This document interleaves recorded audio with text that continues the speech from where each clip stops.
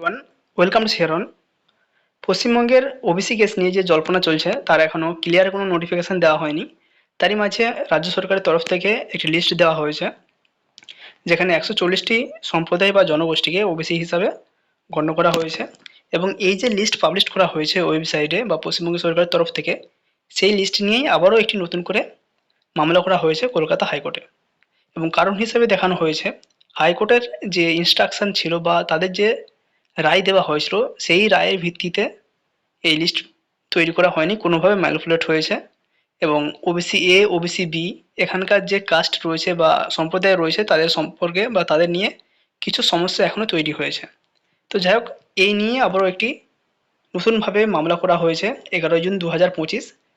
এবং যিনি মামলা করেছেন অমলচন্দ্র দাস মূল অভিযোগকারী, এবং যার শুনানি হতে পারে আগামী সপ্তাহে বিচারপতি তপব্রত চক্রবর্তী এবং বিচারপতি রাজশেখর মান্থারের ডিভিশন বেঞ্চে এই শুনানি হওয়ার সম্ভাবনা রয়েছে। সুতরাং কেস কিন্তু সম্পূর্ণভাবে ক্লোজ হচ্ছে না, এবং যতদিন না এই কেস সম্পূর্ণভাবে ঠিকঠাক হচ্ছে, যে সমস্ত রিক্রুটমেন্টগুলো হওয়ার চান্স একটা দেখা গিয়েছিল, সেটাও কিন্তু আবার পিছিয়ে গেল।